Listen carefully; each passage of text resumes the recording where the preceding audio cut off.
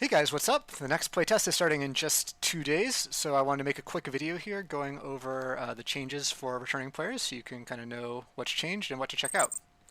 So first I'm going to talk about combat changes. There's two significant changes. One is the damage reduction after a post. So after I block, I have my riposte window here, and during that time, incoming damage is reduced by 75%. It used to only be 50%.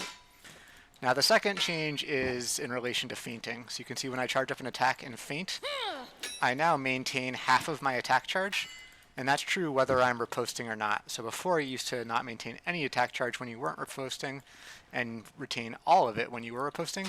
Now you retain exactly half either way. Okay, so for crafting changes, that NPC we're just doing is the Arcanist. So she sells recipes. She'll let you convert lesser tiers of crystals up to greater and greater up to superior. And if you either buy a recipe or find one in the open world, you take it here, you identify or learn the recipe. I have one here that I can't learn because my alchemy level's not high enough, but they have alchemy level requirements. And then once you have learned recipes, you can take them over here to the crafting table. And if you have the necessary reagents, craft some potions. You can have 3 active potion effects at a time. So, for example, this one's take 6% less damage from NPCs, so you can stack 3 of them to get 18% damage reduction, or you can drink 3 different potions, whatever you like. Next set of crafting changes, this is the smelter. So this lets you recycle swords that you don't want. You can't do it with vendor purchase swords, so I can't use these, but for any sword that you find in the dungeon, you can throw it in the smelter if it's kind of a trash sword, and then add in some essence crystals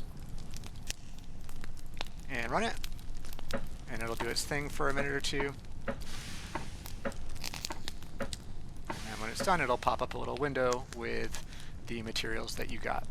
So you can get back ore, you can get refining powder, which is not used yet, but generally the big thing that you're hoping to get is either awakening stones, like this, or fate charms. So awakening stones let you add an awaken condition to a sword that doesn't have it.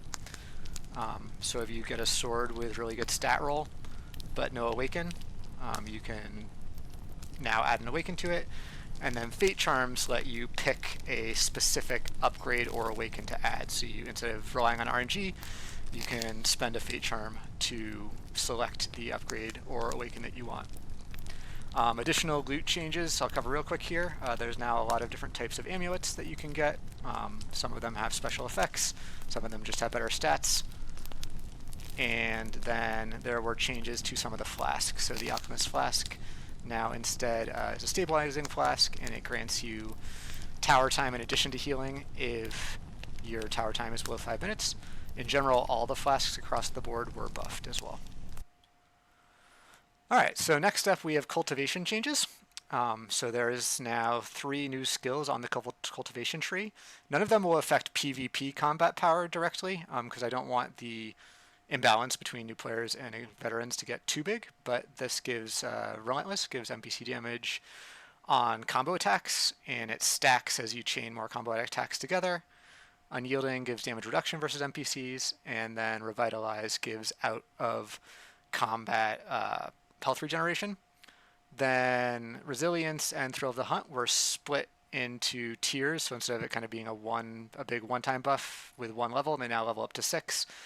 And then you can get slightly stronger even in PvP with 3 new levels of Strength and Hardened. In addition, there is now the first steps of Soul Cultivation. So you have your Soul Strength now, and this is used for a few things. There are jump pads that require certain Soul Strength. I showed earlier the Soul Flame Amulet. Amulet Strength is based on Soul Strength.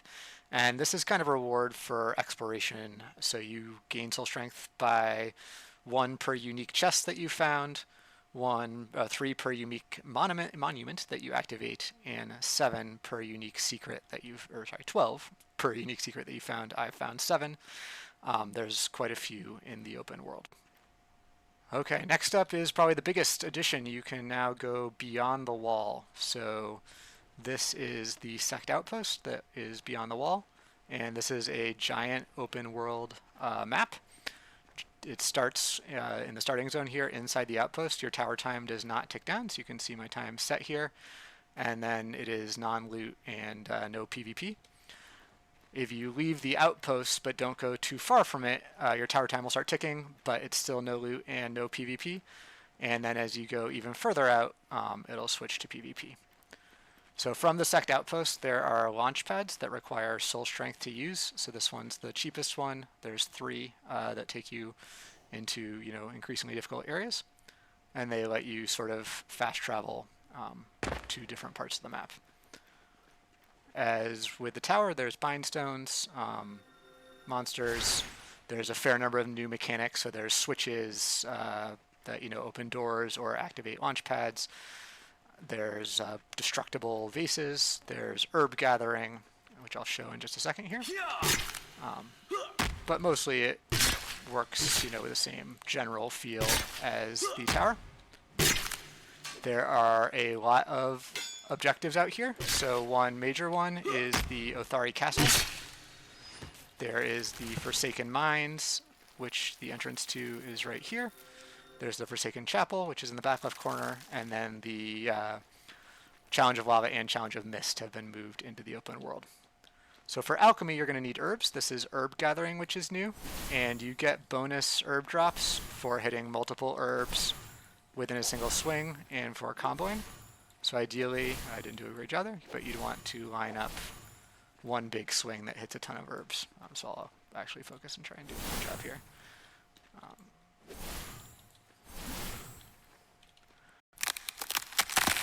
Okay, the open world has a ton of new monster types. I'll show 2 of them here. The first is Forsaken Warriors, and they have a higher tier called Forsaken Bladesmen. They have very strong riposte A cells, but not very strong blocking.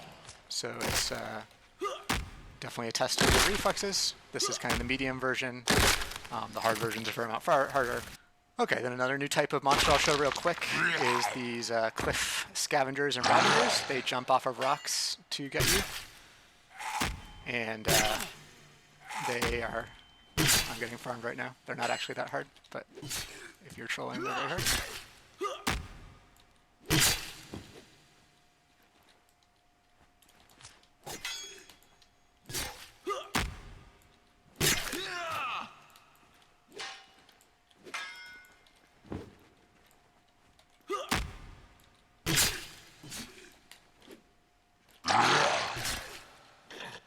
Alright, they have some unique loot with some potion ingredients. Didn't get any loot there.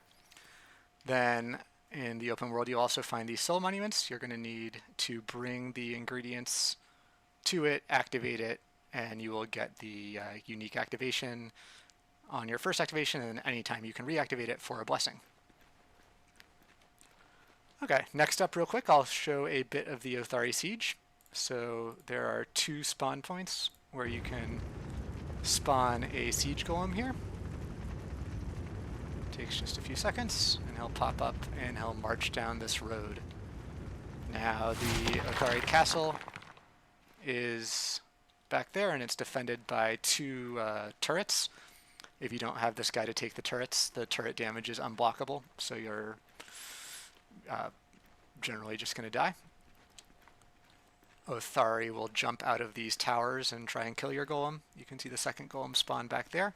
This is designed to be a group objective, but if you get through those towers, break down the gate, then there is a boss fight inside with the Othari general. I wouldn't try this with less than... I'm not sure exactly people, but when I've tried it with 2, I've always died. Depending, I don't want to underestimate how skilled you guys are, but I would recommend a party of 5 or 6 probably. Then finally, in addition to keys and chests that require keys, there's levers and all sorts of things to make new kinds of puzzles. So just as an example, this lever, if you find it behind those barrels, activates a jump pad, and with shenanigans, this jump pad will let you get to 2 chests. So you can get up here, and I won't give away the rest, but you can get that one, and there's another one. So I tried to, there's over 90 chests in the open world, so just under 100, about as many as the ice cave. and then there's significantly more secrets. So it's designed where if you explore every nook and cranny, you're going to find stuff in a lot of hidden locations, because I really want people to, feel like the map should not just scenery, that everything you see is something interesting and accessible. So I think that is it for this time. I will wrap this up here, and I really hope to see you guys all at the playtest. It starts on Wednesday at 1 p.m. Pacific, and that is it. Thanks for watching.